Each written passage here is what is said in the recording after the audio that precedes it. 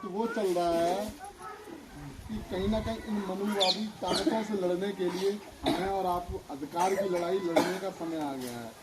इसके लिए कल हमने इटावा में बहुत सारे समाज के जो पहले भी नेतागण रहे हैं उनके साथ कल हम लोगों ने गोष्ठी की।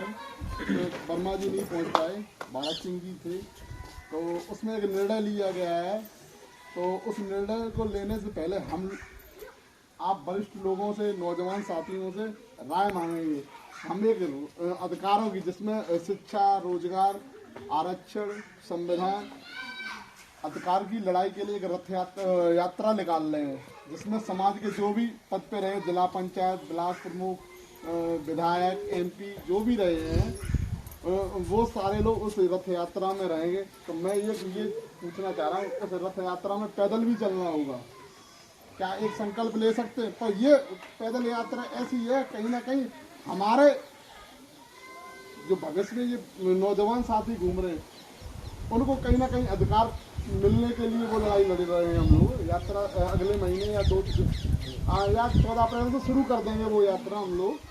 तो हम ये कह रहे हैं, उस यात्रा में चलने के लिए कौन कौन तैयार, संकल्प ले सकता है? संकल्प ले सकते हो आप लोग? मुँह से बोलो यार। समाज का रथ यात्रा है, अच्छी बात है, ले सकते हैं, पर एक कमी है, वो मैं आपसे कहूँगा, उसमें थकावट बहुत होती है यात्रा में। फिर ये ना कहना कि हमें मुर्गा और दारू, भाई मैं ये नहीं खिला पाऊंगा। संविधान की लड़ाई हक, संविधान की लड़ाई, हक की लड़ाई लड़ने में जिस लोग का सहयोग रहा है, संविधान की लड़ाई, हक की लड़ाई जो भी है, वैचारिक लड़ाई लड़ने में जिसका सहयोग रहा है, उसका इतिहास में नाम लिखा गया है। मैं आपको आज यही बताने आया हूँ। उस यात्रा की तैयारी कर ली है, वर्मा जी भी रहेंगे, जितने भी समाज के जो भी हैं, ट्रेनर हैं, समाज को मोटिवेट करने वाले अच्छे वक्ता हैं, श्रोता हैं, उसी में से कहीं ना कहीं अगर वो यात्रा अगर हम लोगों की सफल हो गई, 17 जिलों में चलाएंगे हम लोग, अगर वो यात्रा सफल हो गई तो कहीं ना कहीं उसी में से एक चपरासी निकलेगा, उसी में से बाबू निकलेगा, उसी में से कोई डॉक्टर निकलेगा, उसी में से कोई जिला पंचायत निकलेगा, उसी में से कोई ब्लॉक प्रमुख निकलेगा, उसी में से कोई एमपी निकलेगा, उसी में से कोई एमएलए निकलेगा। तो कहीं ना कहीं हम अपने समाज की लड़ाई तो लड़ रहे हैं, उसमें पैदल बहुत चलना होगा। इसलिए आप लोग अपना कमर कस लो, और ये तैयारी अब शुरू हो गई है। आपकी लड़ाई, एक घटना घटी है, थोड़ा सा वो पार्टी बेस पे ही आ जाती है, कुछ नेताओं को ये चीज़ नहीं महसूस हो पाई कि हम शूद्र हैं। देखो, उसमें ये चीज़ बतानी पड़ेगी। झिंझक के गांव के एक थे, सांसद रहे, फिर वो राष्ट्रपति बने, आदरणीय रामनाथ कोविंद जी उज्जैन में गए, मंदिर में गए, तो उनको शूद्र घोषित किया गया, मंदिर में नहीं घुसने दिया गया। आप कहीं ना कहीं हम लोगों को नीच जाति का समझ रहे, तभी तो नहीं मंदिर में घुसने दिया भाई। सब चीज पैसा चढ़ानी तो हम ही लोग चढ़ा रहे हैं, फिर भी हमें मंदिर में नहीं घुसने दिया।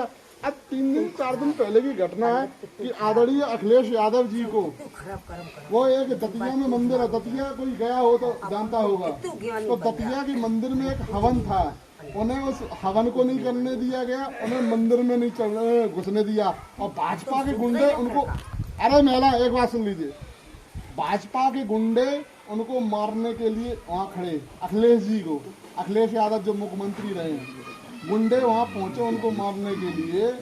तो ये बताइए, उनको भी शूद्र साबित कर दिया। तो बताइए, दलित और पिछड़ा वर्ग के लोग तो ही हैं जो कांवर उठाते हैं और मंदिरों में पैसा चढ़ाते, तो हम लोग क्यों पैसा चढ़ा रहे हैं? भाई हम अधिकार की लड़ाई के लिए अब हम यात्रा निकाल, तो उसमें सहयोग करो ना। हम आप लोग उस मंदिर और उसमें क्या रखा है भाई? सदियों बीत गई, शिव शंकर को लोगों ने दूध पिला दिया, कुछ नहीं हुआ। अरे यही दूध आप अपने बच्चों को पिलाओ ना, जो मोटे ताजे तगड़े तंदुरुस्त गोरे चट्टे दिखाई दें। भाई हम लोग तो कमजोर हैं। तो इस संघर्ष की लड़ाई में कहीं ना कहीं हम ये नहीं कर रहे हैं। एक अखिलेश जी की बात है, अखिलेश जी ने जिम्मा दिया है एक हम लोगों के समाज से, वो बड़े परेशान थे कि कठेरिया समाज हमारा है। आदरणीय मुलायम सिंह जी ने जब पार्टी बनाई 1992 में, तो उन्होंने देखा कि एससी समाज में उन्हें लगा कि कठेरिया वोट हमारा है, तो उन्होंने, आज वो हमारे साथ नहीं है, तो कहीं ना कहीं वो चिंतित हुए, तो उन्होंने कहा कि अपने समाज को जगाइए और ये सब